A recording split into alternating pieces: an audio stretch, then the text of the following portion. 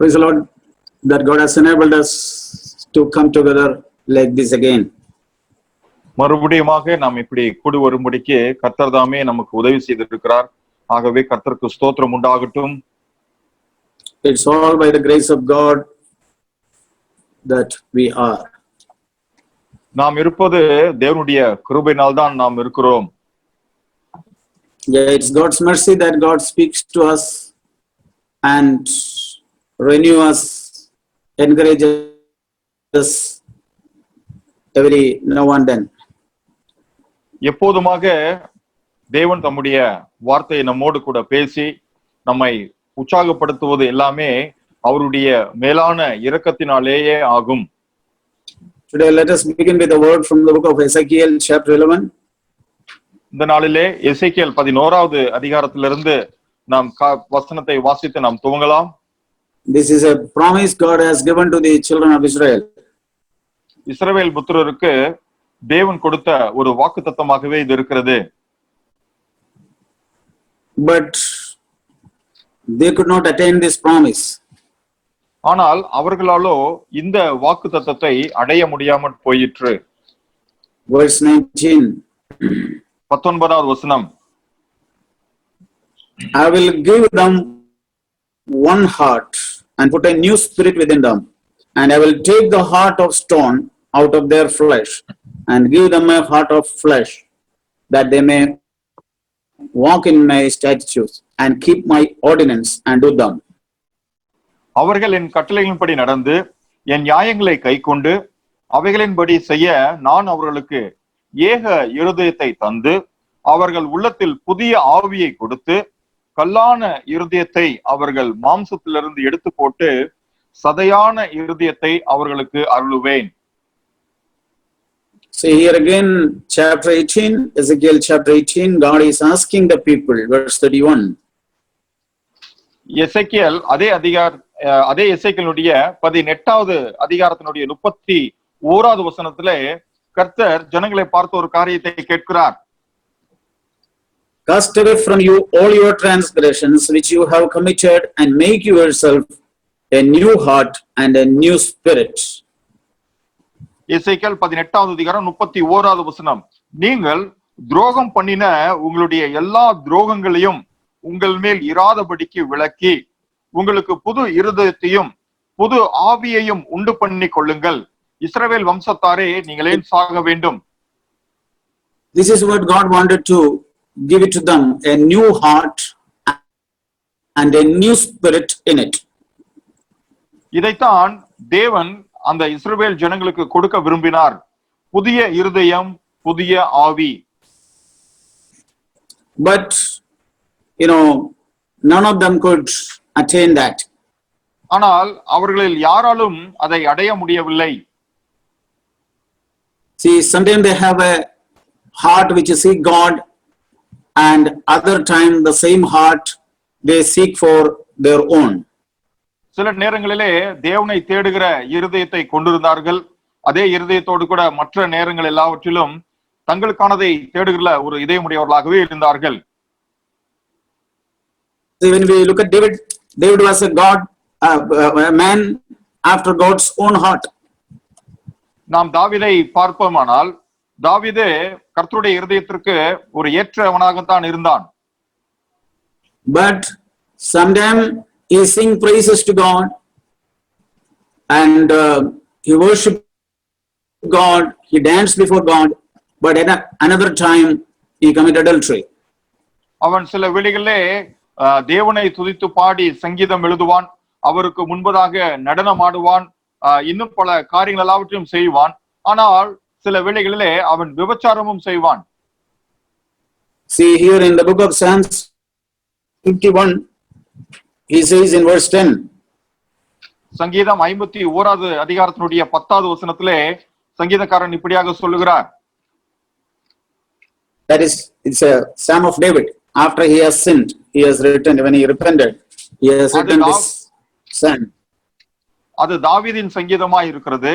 அவன் பாவம் செய்த பிற்பாடு எழுதின ஒரு சங்கீதமாக இது இருக்கிறது. Verse 10, he says, create in me a clean heart, O God, and renew a steadfast spirit within me. 10வது வசனத்திலே தாவீது சொல்லுகிறார், தேவனே சுத்த இருதயத்தை என்னிலே சிருஷ்டியும், நிலைவரமான ஆவியை என் உள்ளத்திலே புதுப்பியும். Because he knew what was his problem. ஏனென்றால் தன்னுடைய பிரச்சனை என்னவென்று தாவீது நன்றாக அறிந்திருந்தார். He knew why he committed that severe sin. ஏன் அந்த கொடிய பாவத்தை தான் செய்தான் என்பதை தாவீது அறிந்திருந்தான். Because his heart was corrupt. ஏனெனில் அவனுடைய இருதயம் கரைபட்டதா இருந்தது. God did not dwell in that heart. தேவனால் அந்த இருதயத்திலே வாசம் செய்ய முடியாமல் இருந்தது. When God did not dwell in that heart, he committed severe sin. தேவன் அவனுடைய இருதயத்திலே வாசமா இல்லாத காரணத்தினால் அவன் இப்படிப்பட்ட ஒரு கொடிதான பாவத்தை அவன் நிறைவேற்றினான். Verse 7 says, Psalms 51:7, he says, purify me with the hyssop, and I shall be clean. Wash me, and I shall be whiter than snow. சங்கீதம் 51வது அதிகாரம் 7வது வசனத்திலே அவர் சொல்லுகிறார், நீர் என்னை ஈசோப்பினால் சுத்திகரியும், அப்பொழுது நான் சுத்தமாவேன். என்னை கழுவி அருளும், அப்பொழுது நான் உறைந்த மலையிலும் வெண்மையாவேன். Yeah, he wanted to become whiter than snow. ஆம், தாவீது தான் உறைந்த மலையிலும் வெண்மையாக வேண்டும் என்றே விரும்பினான். See, his heart was so corrupt. He is praying to God, Lord, make my heart white, means clean, transparent. அவனுடைய இருதயம் மிகவும் ஒரு கெட்ட இருதயமாக இருந்தது. ஆகவே அவன் தேவனை பார்த்து கேட்டான், ஆண்டவரே, என்னுடைய இருதயத்தை நீர் சுத்தமாக மாற்றும், உறைந்த மலையிலும் அதை வெண்மையாக மாற்றும் என்று வேண்டிக் கொண்டான். That was the condition of a man about whom God certified that David, a man after my own heart. இப்படிப்பட்ட தாவீதை பார்த்துதான் தேவன் சொன்னார், இந்த தாவீது என்னுடைய இருதயத்திற்கு ஏற்ற நபராய் இருக்கிறான் என்று சொன்னார். No, not like that. About a man about whom God said is after my own heart, the condition of such man was like this. யாரை பார்த்து தேவன் இவன் என்னுடைய இருதயத்திற்கு ஏற்ற மகன் என்று சொன்னாரோ அவனுடைய இருதயம்தான் இப்படிப்பட்டதா இருக்கிறது. The highest degree under the old covenant, David got it, but his heart was like this. பழைய உடன்படிக்கையிலே ஒரு உயர்ந்த உன்னதமான நிலை அல்லது ஒரு நற்சாட்சியை பெற்றிருந்தும் கூட தாவீதால் அதை தக்க வைத்துக் கொள்ள முடியவில்லை. He was like this. அவன் அவனுடைய இருதயம் மிகவும் கெட்டதா இருந்தது. அவன் இப்படிப்பட்ட ஒரு சீர்காடான நிலைமையில் தான் இருந்தான். Verse 6 says, behold, you desire truth in the innermost being. 6வது வசனத்திலே சொல்லப்பட்டிருக்கிறது, இதோ உள்ளத்தில் உண்மை இருக்க விரும்புகிறேன், அந்த காரணத்தில் ஞானத்தை எனக்கு தெரியப்படுத்துவீர். See, he knew that in the innermost part of his heart is not truthful. அவனுக்கு ஒரு காரியம் தெரிந்திருந்தது, அவன் தன்னுடைய உள்ளத்தின் ஆழத்திலே அவன் உண்மையா இருக்கவில்லை என்கிற ஒரு காரியம் அவனுக்கு நன்றாக தெரிந்திருந்தது.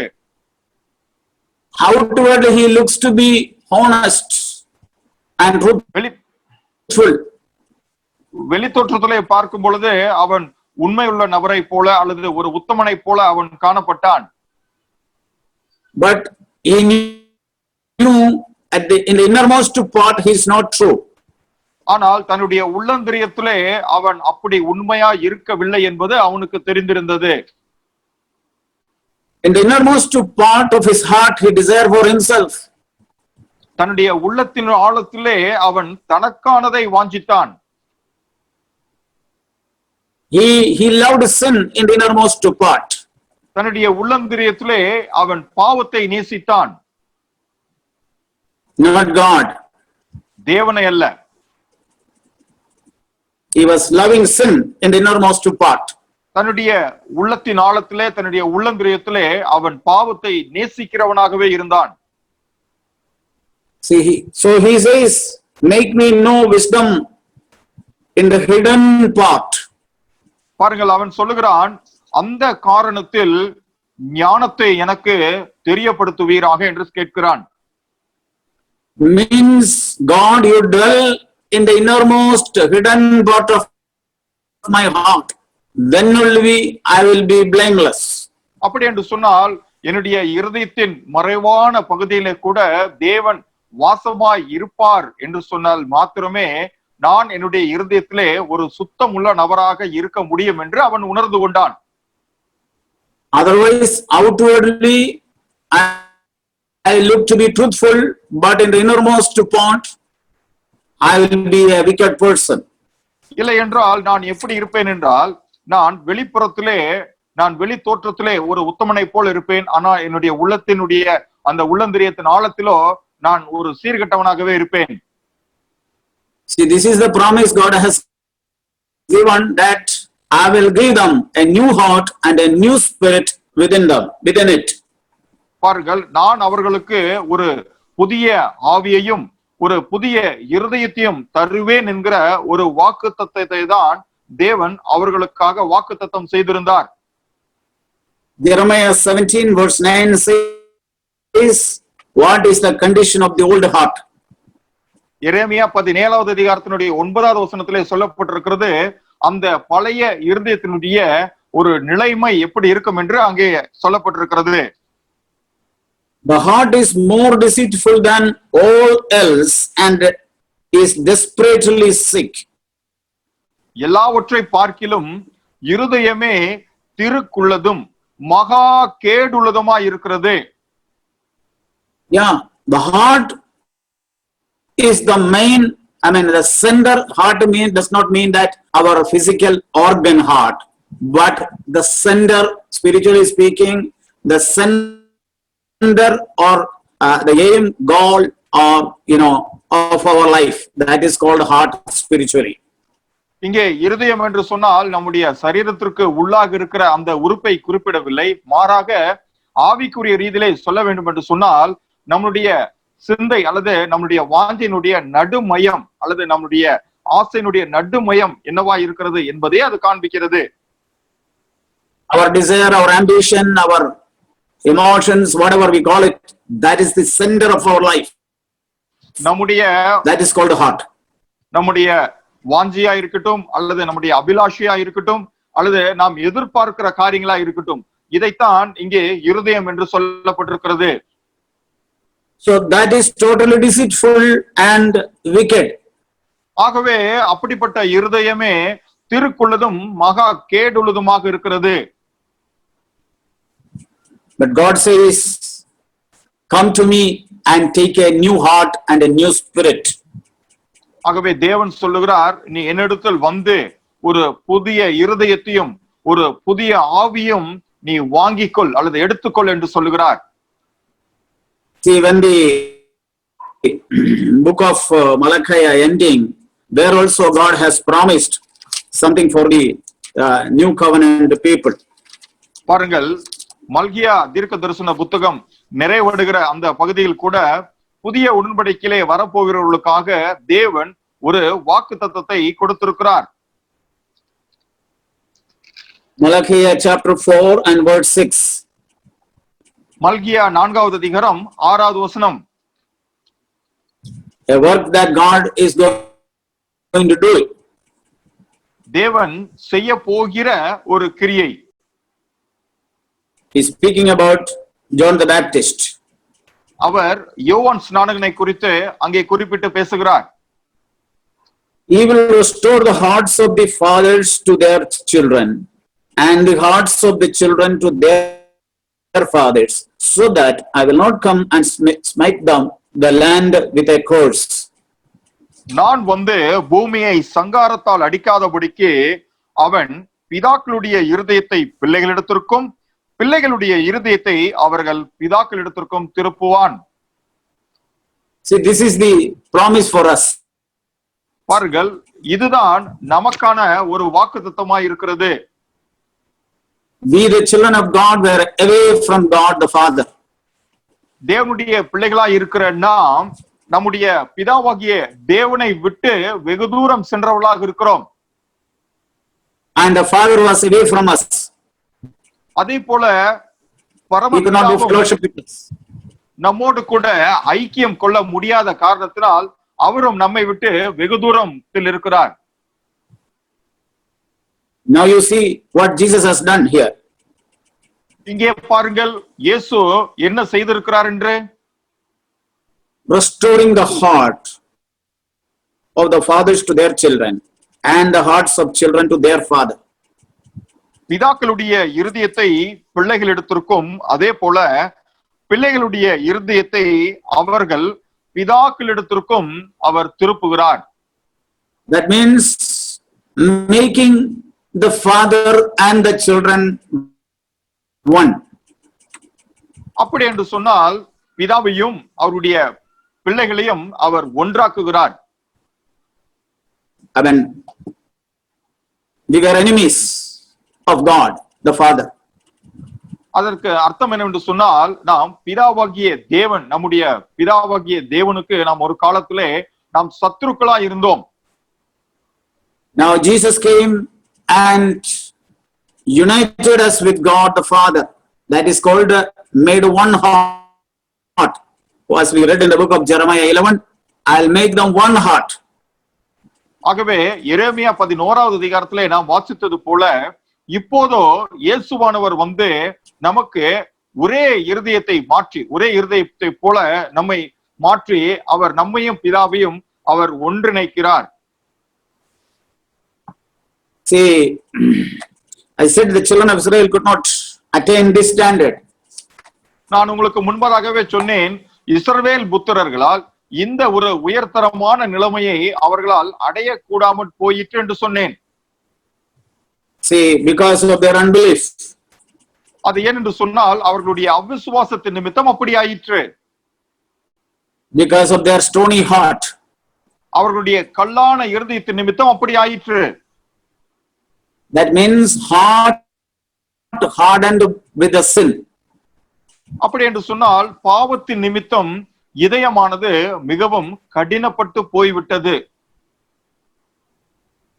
And they cannot believe the love of the Father. ஆகவே அவர்களால் இந்த பிதாவினுடைய அன்பை அவர்களால் விசுவாசிக்க கூடாமல் போயிற்று. So the book of Hebrew chapter 4 gives us a warning, because now we have come to the Lord, we have a warning here. ஆனால் எபிரேயர் 4வது அதிகாரத்திலே ஒரு எச்சரிக்கை கொடுக்கப்பட்டிருக்கிறது. நாம் இப்போது இந்த பிதாவினிடத்திலே வந்திருக்கிறோம், நாம் என்ன செய்யக்கூடாது என்கிறதான ஒரு எச்சரிக்கை நமக்கு இங்கே கொடுக்கப்பட்டிருக்கிறது. Chapter 4 and verse 1. எபிரேயர் 4வது அதிகாரம் 1வது வசனம். It says, therefore, let us fear, if while a promise remains of entering his rest, any one of you may seem to have come short of it. ஆகவே இங்கே சொல்லப்பட்டிருக்கிறது, ஆனபடியினாலே என்று சொல்லி அவருடைய இளைப்பாறுதலில் பிரவேசிப்பதற்கு ஏதுவான வாக்குத்தத்தம் நமக்கு உண்டாயிருக்க உங்களில் ஒருவனும் அதை அடையாமல் பின்வாங்கி போனவனாக காணப்படாதபடிக்கு பயந்திருக்க கடவோம். Because many who have received the promise, they could not attain that. ஏனென்றால் இப்படிப்பட்ட வாக்குத்தத்தத்தை பெற்றுக்கொண்ட அநேகரால் அதை அடையக்கூடாமல் போயிற்று. Showing us that example, and the Holy Spirit is telling us we must fear.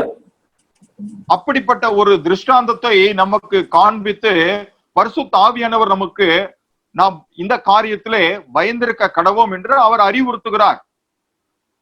Because God was angry with the children of Israel. ஏனென்றால் இந்த காரியத்தை குறித்து தேவன் இந்த இஸ்ரவேல் புத்திரர் மீது கோபம் கொண்டார். What is the reason? என்ன காரணத்தினால்? Their heart was always going astray. அவர்களுடைய இருதயமானது எப்போதுமே ஒரு வலிவி போகிற அல்லது வழி விலகி போகிற ஒரு இருதயமாகவே இருந்தது. However they hear from God, again their heart go astray. எவ்வளவுதான் எப்படியெல்லாம் தேவனிடத்திலிருந்து காரியங்களை கேட்டிருந்தாலும் கூட மறுபடியுமாக அவர்களுடைய இருதயமோ வலிவி போகிறதாகவே இருந்தது. And God said, they will not enter into my rest. ஆகவே தேவன் சொன்னார், இவர்கள் இனிமேல் என்னுடைய இளைப்பாறுதலில் பிரவேசிக்க போவதில்லை. Then the Holy Spirit is telling us, looking into this, let us fear. ஆகவே அதற்கு அப்புறமாக இந்த திருஷ்டாந்தத்தை நமக்கு காண்பித்து பரிசுத்த ஆவியானவர் நம்மை பார்த்து சொல்லுகிறார், நாம் இந்த காரியத்திலே பயந்திருக்க கடவோம் என்று. That we have a promise. நமக்கு ஒரு வாக்குத்தத்தம் இருக்கிறது. What is that promise? அந்த வாக்குத்தத்தம் என்ன வாக்குத்தத்தம்? Being one with our Father. பிதாவாகிய தேவனோடு கூட ஒன்றாய் இருப்பது. Being in the rest of our Father. நம்முடைய பிதாவாகிய தேவனுடைய இளைப்பாறுதல் பிரவேசிப்பது. Completely trusting that there is no gap, without any gap in the heart, trusting Him fully. நம்முடைய இருதயத்திலே எந்த ஒரு இடைவெளியும் இல்லாமல் நம்முடைய பரம பிதாவை நாம் முற்றிலுமாக நம்பி சார்ந்து கொள்வதது. See, that is the way we can be one with God. பாருங்கள், இந்த ரீதியில்தான் நாம் தேவனோடு கூட ஒன்றாக இருக்க முடியும். See, here in the book of Luke chapter 5, Jesus said like this. பாருங்கள், லூக்கா 4வது அதிகாரத்திலே இயேசுவானவர் இப்படியாக ஒரு காரியத்தை சொல்லியிருக்கிறார். Verse 37. No one puts new wine into old wine skin.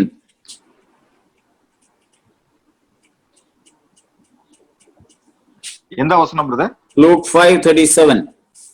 லூக்கா Luke 5 verse 37. லூக்கா 5வது அதிகாரம் 37வது வசனம். ஒருவனும் புது திராட்சரசத்தை பழந்துருத்திகளில் வார்த்து வைக்க மாட்டான். Say, nobody will put new wine into old wine skin. பாருங்கள், ஒருவனும் புதிய திராட்சரசத்தை அவன் பழைய துருத்தியிலே சேர்த்து வைக்க மாட்டான். New wine will be poured into new wine skin. புதிய திராட்சரசமானது ஒரு புதிய துருத்தியில்தான் வார்த்து வைக்கப்படும். That means the new life of the spirit-filled life, a life that lived by Jesus Christ, is put into a new wine skin. That means in a new heart. அப்படி என்று சொன்னால், இயேசு கிறிஸ்துவால் வாழப்பட்ட அல்லது அவரால் நமக்கு காண்பிக்கப்பட்ட அந்த ஜீவியத்தை, இந்த ஆவியினால் நிறையப்பட்டு வாழ்கிற இந்த ஜீவியத்தை நம்முடைய பழைய இருதயத்தை கொண்டு நம்மால் வாழவே முடியாது. See, the new wine will be poured out by Jesus Christ. பாருங்கள், புதிய திராட்சரசமானது இயேசு கிறிஸ்துவினாலே நம்மில் ஊற்றப்படும். But we need to, our wine skin need to become new. ஆனால் நம்முடைய அந்த துருத்தியானது புதிதாக மாற்றப்பட வேண்டும். For that reason, we need to always have a repenting heart. அந்த காரணத்திற்காக நாம் எப்போதுமே ஒரு மனம் திரும்புகிற ஒரு இருதயத்தை உடையவர்களாகவே இருக்க வேண்டும். See, under the old covenant, David desired that heart. பாருங்கள், பழைய உடன்படிக்கையிலே அப்படிப்பட்ட ஒரு இருதயத்திற்காக தாவீது மிகவும் வாஞ்சித்தார். David says, Lord, cleanse me with hyssop so that I may be whiter, I may become whiter than snow. My heart become whiter than snow. தாவீது இப்படியாக சொல்லுகிறார், தேவனே என்னை ஈசோப்பினால் நீர் சுத்திகரித்து விடும், அப்பொழுது நான் உறைந்த மலையிலும் வெண்மையாவேன் என்று சொல்லுகிறார். How much desire we have? அப்படி இருக்குமானால் நமக்கு எவ்வளவு வாஞ்சை இருக்கிறது?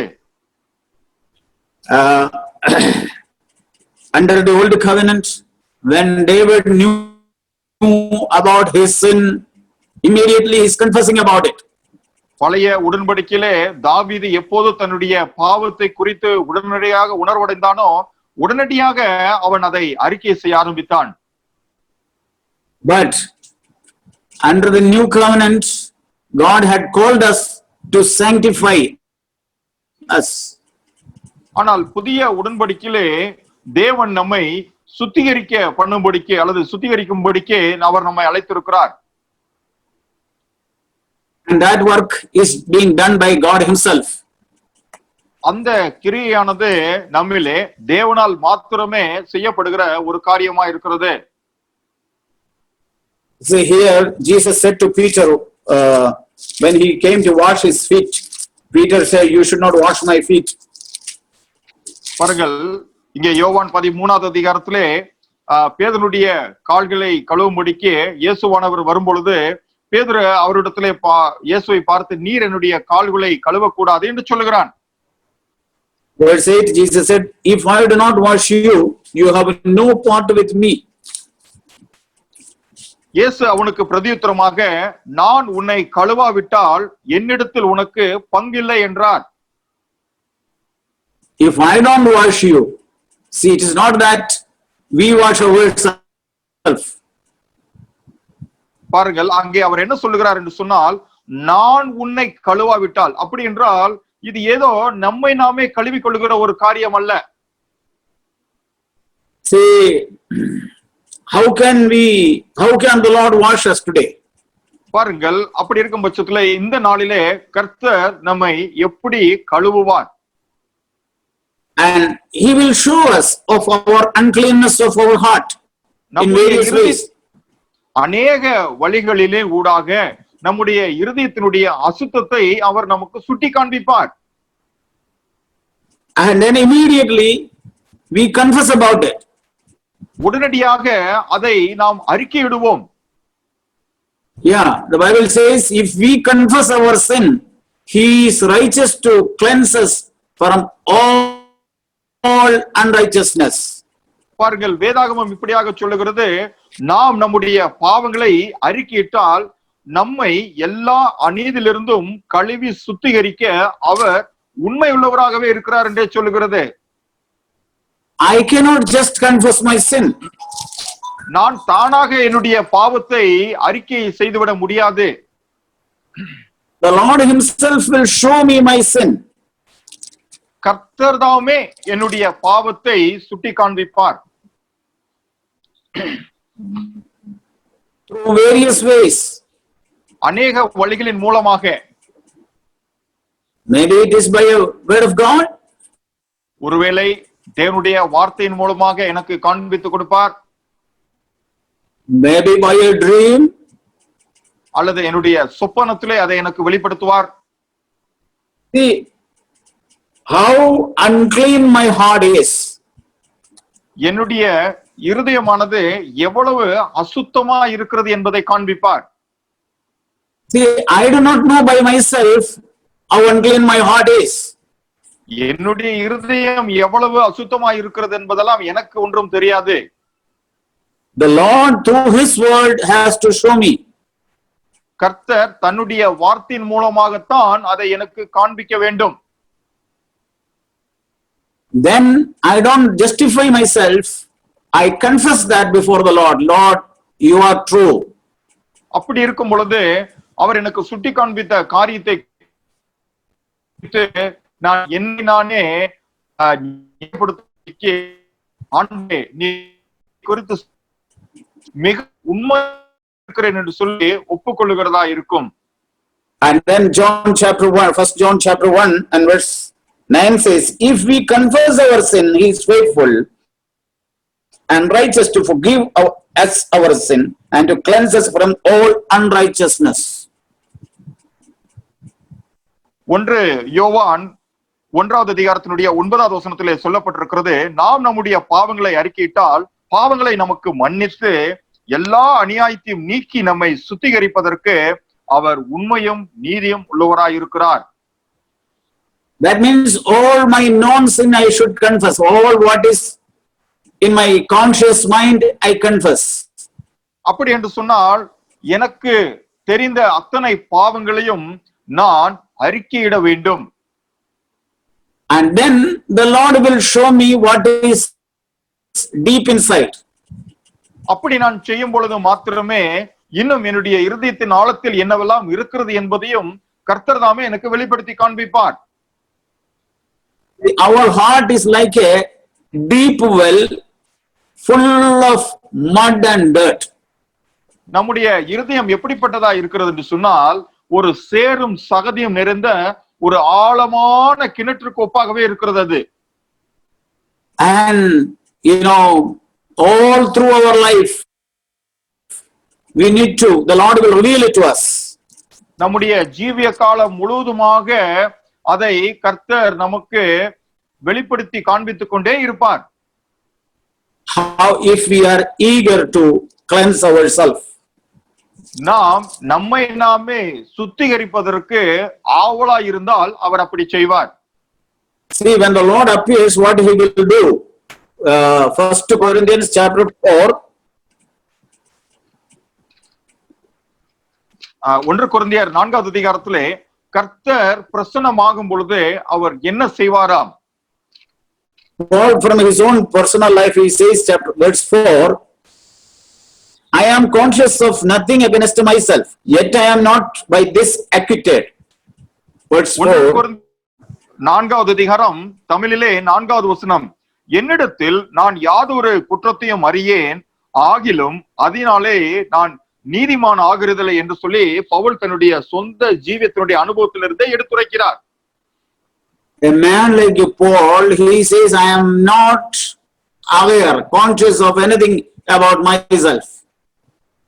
பவுலை போன்ற ஒரு நபர் இப்படியாக சொல்லுகிறார், நான் என்னிடத்தில் யாதொரு குற்றத்தையும் அறியேன். But yet, by this I am not acquitted. ஆனால் அப்படி இருந்தாலும் கூட அதனாலே நான் நீதிமான் ஆகிறதில்லை. So, Paul is saying like that, who was continually filled with the Holy Spirit and the one who has seen Jesus Christ. His statement is that. பாருங்கள், இயேசு கிறிஸ்துவை தரிசித்த நபராய் இருக்கிற இந்த பவுல் தொடர்ந்தேச்சியாக பரிசுத்த ஆவியினால் நிரம்பி காணப்பட்ட இப்படிப்பட்ட பவுலே இப்படி சொல்லுகிறார் என்று சொன்னால், full of revelations from the Lord. கர்த்தரிடத்திலிருந்து அதிகமான தரிசனங்களை பெற்றுக்கொண்டவர். No time to sin. அவர் பாவம் செய்வதற்கு அவருக்கு நேரமே கிடைக்காத ஒரு காலகட்டமாயிருந்தது. No time to gossip. அவர் புறம் கூறுவதற்கெல்லாம் அவருக்கு நேரம் கிடைக்கவில்லை. No time to run after this world. இந்த உலகத்தின் காரியங்களுக்கு பின்பதாக ஓடுவதற்கு அவருக்கு நேரம் கிடைக்காமல் இருந்தது. No time to get jealous with anybody. யாரோடு கூடவும் பொறாமை கொள்வதற்கு அவருக்கு நேரம் கிடைக்கவில்லை. He was full of service to the Lord. கர்த்தருக்கு அவர் உத்தமமாக எப்போதுமே சேவை செய்கிற ஊழியம் செய்கிற நபராக இருந்தார். And if he was like that, what about the people who are partially serving God? பாருங்கள், We who are serving partially. அப்படிப்பட்ட பவுலே அப்படி சொல்வார் என்று சொன்னால், பகுதி நேரமாக இந்த தேவனை சேவிக்கிற நம்முடைய நிலை என்ன? See, we involve in many affairs daily. பாருங்கள், நாம் ஒரு நாளிலே அநேக காரியங்களிலே நாம் தலையிடுகிறோம், அநேக காரியங்களை நாம் கையாளுகிறோம். Paul says, even though I am not aware of anything about any sin about myself, I am not acquitted of that. Pavul இப்படியாக தன்னை குறித்து சொல்லுகிறார், என்னிடத்தில் நான் யாதொரு குற்றத்தையும் அறியவில்லை, ஆனால் நான் நீதிமான் ஆகிறதும் இல்லை என்று சொல்லிவிட்டார். Because he knew his heart is so deep.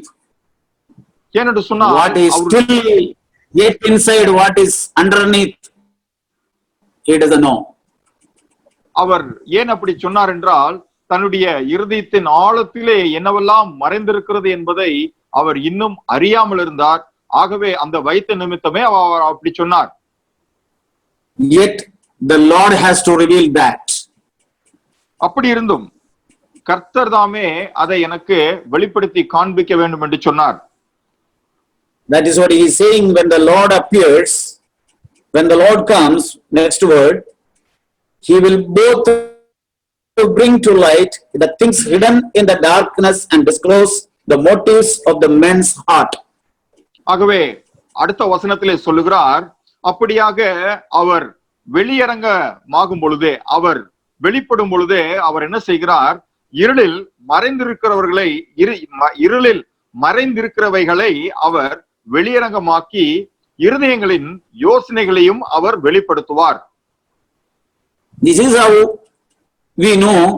we must know that the Lord is appearing to each one of us. பாருங்கள், இப்படித்தான் கர்த்தர் நம்மை குறித்து சிந்திக்கிறார் என்று சொல்லி நாம் அறிந்து கொள்ள வேண்டும். No, the Lord is appearing to personally to us.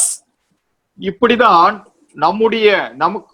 நம்முடைய ஒவ்வொருவருக்கும் தனிப்பட்ட நிலைமையிலே கர்த்தர் தன்னை பிரசன்னமாக்குகிறார், நமக்கு பிரசன்னமாகிறார். He is showing what is hidden in the dark part of my heart. என்னுடைய இருதயத்தின் அந்த மறைவான இடத்திலே அல்லது அந்தகாரமான இடத்திலே என்ன மறைந்திருக்கிறது என்பதை கர்த்தர் தாமே எனக்கு வெளிப்படுத்தி காண்பிக்கிறார். He is disclosing that to me. He is telling Samuel, this is what is in your heart. அவர் அதை எனக்கு வெளியரங்கமாக்கி, சாமுவேலே இதுதான் உன்னுடைய இருதயத்தில் புதைந்து கிடக்கிறது என்று சொல்லுவார். This is what underneath, which you do not know. உன்னுடைய இருதயத்தின் அந்த அடிப்பகுதியிலே மறைந்து கிடக்கிற இந்த காரியம் இதுதான், இது இன்னும் உனக்கு தெரியவில்லை என்று சொல்லுவார். Your heart is yet dirty. உன்னுடைய இருதயம் இன்னும் அழுக்காகத்தான் இருக்கிறது என்று சொல்லுவார். Your thought is dirty. உன்னுடைய சிந்தை இன்னும் அழுக்காகத்தான் இருக்கிறது என்று சொல்லுவார். Your motives are dirty. உன்னுடைய எண்ணங்கள், நோக்கங்கள் எல்லாம் அழுக்கா இருக்கிறது என்று அவர் சொல்லுவார். The Lord is not rejecting me. கர்த்தர் என்னை நிராகரிக்கவில்லை. The Lord is showing me. The Lord is showing me so that I may confess about it, and the Lord is able to cleanse me. இது நிமித்தமாக கர்த்தர் என்னை நிராகரிக்கவில்லை, மாறாக நான் அறிக்கையிடும்படியாக, அதிலிருந்து மனம் திரும்பும்படியாக கர்த்தர் அதை எனக்கு வெளிப்படுத்தி காண்பிக்கிறார். So that I may be blameless. ஆகவே நான் குற்றமற்றவனாய் நான் மாறுபடிக்கு அப்படி செய்கிறார். See Ephesians chapter 5, what the Lord does to the church. பாருங்கள், எபேசியர் 5வது அதிகாரத்திலே கர்த்தர் தன்னுடைய சபைக்கு என்ன செய்கிறார் என்று பாருங்கள். He is washing, verse 26, 5:26. எபேசியர் 5வது அதிகாரம் 26வது வசனம். He is washing of water with the word. Verse 26 and 27. 26 மற்றும் 27வது வசனம். தாம் அதை திருவசனத்தை கொண்டு தண்ணீர் முழுக்கினால் அதை சுத்திகரித்து பரிசுத்தமாக்குகிறார். See, every day by his word he is cleansing me. பாருங்கள், ஒவ்வொரு நாளும் அவர் தம்முடைய வார்த்தையை கொண்டு என்னை அவர் கழுவி சுத்திகரிக்கிறார்.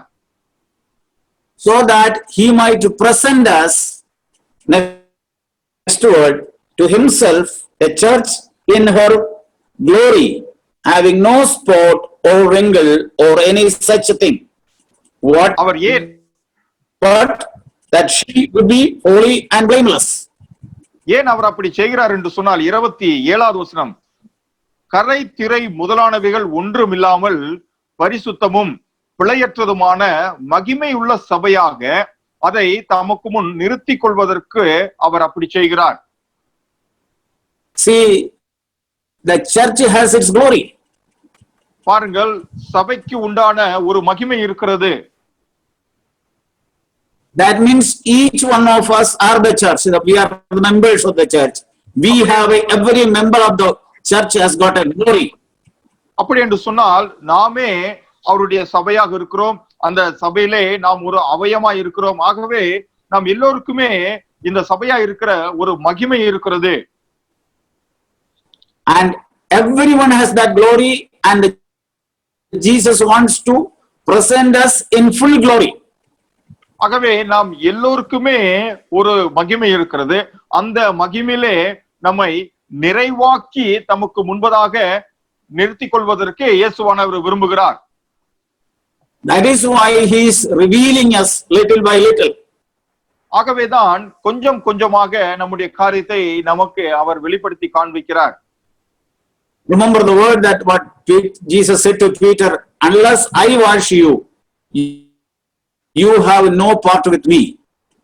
பேதுருவினிடத்திலே இயேசு சொன்ன அந்த வார்த்தைகளை நீங்கள் மறுபடியும் நினைவு கூறுங்கள்.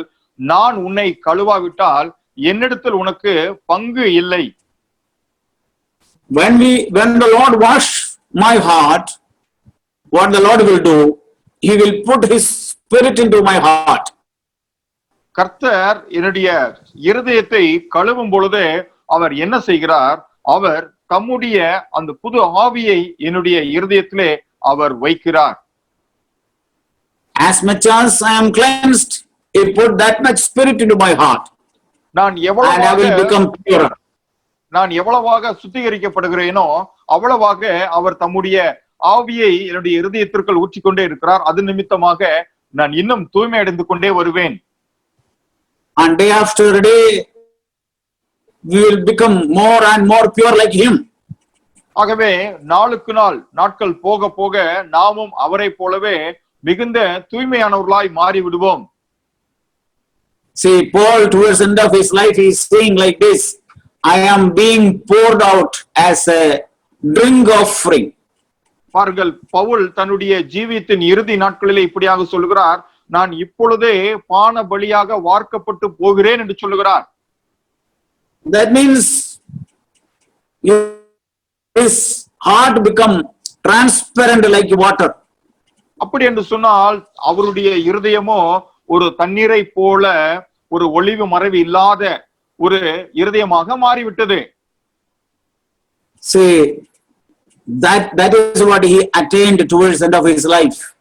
பாருங்கள், அப்படிப்பட்ட ஒரு காரியத்தை தான் பவுல் தன்னுடைய ஜீவித்தின் இறுதி காலகட்டத்திலே அவர் அடைந்தார். It is not only the revelation and knowledge அவர் வெறும் அறிவை மாத்திரம் about God himself, தேவனை குறித்ததான தரிசனத்தையோ வெளிப்பாடுகளை மாத்திரம் அவர் பெற்றுக்கொள்ளவில்லை, தன்னை குறித்தும் அவர் அறிந்து கொண்டார். The more he got that revelation, the more pure he became. எவ்வளவுக்கு அதிகமாக அவர் அந்த வெளிப்பாடுகளை பெற்றுக்கொண்டாரோ அவ்வளவுக்கு அதிகமாக அவர் ஒரு தூய்மையான நபராய் மாறிவிட்டார். This is how we know we are getting more and more revelation of the Lord. ஆகவே இதை வைத்துதான் நாம் கர்த்தரை குறித்ததான அதிக அதிக வெளிப்பாடை நாம் பெற்றுக்கொள்கிறோம் என்பதையே நாம் அறிந்து கொள்ள முடியும். It is not more and more doctrinal knowledge or biblical knowledge. அது அதிக அதிகமாக வேத அறிவை நாம் பெற்றுக்கொள்வதோ அல்லது உபதேச அறிவை பெற்றுக்கொள்வதோ கிடையாது. The more we know about the Lord, the more purer we are. நாம் எவ்வளவுக்கு அதிகமாக கர்த்தரை அறிந்து கொள்கிறோமோ அவ்வளவுக்கு அதிகமாக நாம் இன்னும் பரிசுத்தமாகிக் கொண்டே இருப்போம். If we are not getting more and more holier day after day, we can't say we are getting more revelation about the Lord.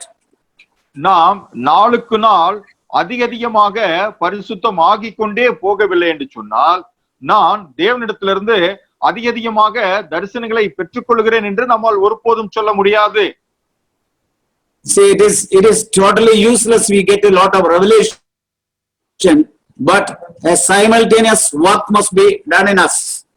பாருங்கள், நாம் தரிசனங்களை அல்லது வெளிப்பாடுகளை பெற்றுக்கொள்ளுகிற அதே வேளையிலே நாம் இந்த சுத்திகரிப்பினுடைய காரியமும் நமக்குள்ளாக நடக்கவில்லை என்று சொன்னால் நாம் பெற்றுக்கொள்ளுகிற அந்த வெளிப்பாடுகளால் எந்த ஒரு பிரயோஜனமும் கிடையாது. See, remember the promise. There remains a promise for us that the Lord has promised us that He will give us a heart of flesh, a new heart, and in which the Lord will give us His Spirit. பாருங்கள், நமக்காக ஒரு வாக்குத்தத்தத்தை தேவன் கொடுத்திருக்கிறார். அது என்னவென்று சொன்னால் நமக்கு சதையான ஒரு இருதயத்தை தருவார். அந்த இருதயத்திலே தேவன் தம்முடைய புதிய ஆவியை ஊற்றுவார். By that Spirit we will know God as our Father. அந்த ஆவியின் மூலமாக நாம் இந்த தேவனை நம்முடைய பிதாவாக நாம் அறிந்து கொள்வோம். And the more closer we go to Him, the more of our uncleanness will reveal to us. நாம் அதிகமாய் அவரண்டை நாம் நெருங்கி போகும் பொழுதெல்லாம் அதிகமாக நம்முடைய இருதயத்தினுடைய அசுத்தத்தை நம்மால் காண முடியும். Just like when we go more closer to a light, the more dirtiness can be appeared. But if we stand afar, we will not see the dirt. ஒரு உதாரணத்திற்கு, எரிந்து கொண்டிருக்கிற ஒரு விளக்குக்கு அருகே அதனுடைய பிரகாசத்தின் அருகே மிகவும் நெருக்கமாக போகும் பொழுது நம்முடைய வஸ்திரத்தில் இருக்கிற அந்த கரைகளை நாம் தெளிவாக காண முடியும் அல்லவா? அது போலதான் நாமும் அவரோடு கூட நெருங்கி போகும்போதுதான் காண முடியும். நாம் தூரம் நின்று கொண்டிருந்தால் நம்மால் எதையும் பார்க்க முடியாது. See, when Zacchaeus came down from that tree, he saw Jesus, and immediately he realized something. What a cheater he is, what a sinner he is. பாருங்கள், அந்த மரத்துச்சின் மீது உட்கார்ந்து கொண்டிருந்த சகேயு இறங்கி இயேசுவின் அருகே வந்த பொழுதுதான் தான் எவ்வளவு பெரிய ஒரு ஏமாற்றுக்காரன், தான் எவ்வளவு பெரிய ஒரு பாவி என்பதை குறித்து அவன் உணர்வடைந்து அறிந்து கொண்டான். As long as he was sitting on the tree, he never knew that. அவன் அந்த மர உச்சியின் மேலாக உட்கார்ந்து கொண்டிருந்த வரைக்கும் தன்னை குறித்து அவனுக்கு ஒன்றும் தெரியாமல் இருந்தது. But he came closer to Jesus Christ. Immediately he observed himself. ஆனால் அவன் கீழிறங்கி வந்தான். கீழிறங்கி வந்து இயேசுவின் அருகில் சென்றான். அவன் அருகில் சென்ற உடனேயே தன்னை குறித்து அவன் உணர்வடைய ஆரம்பித்தான். Jesus did not tell him to confess any sin. அப்படியே அவனுடைய பாவத்தை அறிக்கையிட வேண்டும் என்று சொல்லி ஒரு வார்த்தை கூட இயேசு அவனிடத்திலே அப்பொழுது சொல்லவில்லை. It was revealed to him. அது அவனுக்கு வெளிப்படுத்தப்பட்டது. Today people used to compel that you confess your sin. No, it is not like that. The presence of Jesus will show my own uncleanness. இந்த நாட்களிலே நாம் ஜனங்களை பார்த்து உங்களுடைய பாவத்தை அறிக்கையிடுங்கள் என்று சொல்ல வேண்டியதா இருக்கிறது. ஆனால் காரியம் அப்படி அல்ல. நாம் இயேசுவண்டை நாம் நெருங்கி வரும் பொழுது தானாகவே நம்முடைய பாவம் அங்கே வெளியரங்கமாகிவிடும். And we confess that. அப்படி நமக்கு அவர் வெளிப்படுத்துகிற அந்த காரியத்தை குறித்து நாம் உடனடியாக நாம் அறிக்கையிடுகிறோம். And he cleanses and he will say, today salvation has come to this house. அவர் நம்மை சுத்திகரிப்பார். அப்புறம் சொல்லுவார், இந்நாளிலே இந்த வீட்டிற்கு ரட்சிப்பு வந்தது என்று சொல்லுவார். So remember, brothers and sisters, God has made a great promise to us that he will remove all our stony heart and will give us a heart of flesh, a new heart, and in that heart he will pour forth his spirit. ஆகவே சகோதர சகோதரிகளே, தேவன் கொடுத்திருக்கிற இந்த வாக்கு தத்துவத்தை நினைவில் வைத்துக் கொள்ளுங்கள். அது என்னவென்று சொன்னால், கல்லா இருக்கிற நம்முடைய இருதயத்திற்கு பதிலாக தேவன் நமக்கு ஒரு சதையான இருதயத்தை, நவமான இருதயத்தை தருவார். அந்த இருதயத்திலே அவர் தம்முடைய புதிய ஆவியை ஊற்றுவார். By that way we all will know our God the Father, and we will have no hindrance to go to him. We will have a closer fellowship with him as he has promised at the end of the old covenant, that father's heart to the children, and children's heart to the father. ஆகவே அந்த ஆவியின் மூலமாக இந்த தேவனை நாம் நம்முடைய பிதாவாக அறிந்து கொள்வோம். அவரண்டை நெருங்கிச் செல்வதற்கு நமக்கு எந்த ஒரு இடையூறும் இருக்காது. அதே போல பழைய உடன்படிக்கை நாட்களுடைய இறுதியிலே அவர் சொன்னது போல பிதாக்களுடைய இருதயத்தை பிள்ளைகளிடத்திற்கும் பிள்ளைகளுடைய இருதயத்தை பிதாக்களிடத்திற்கும் திருப்புவேன் என்கிற வாக்குத்தத்தமானது நமக்கு நிறைவேறும்.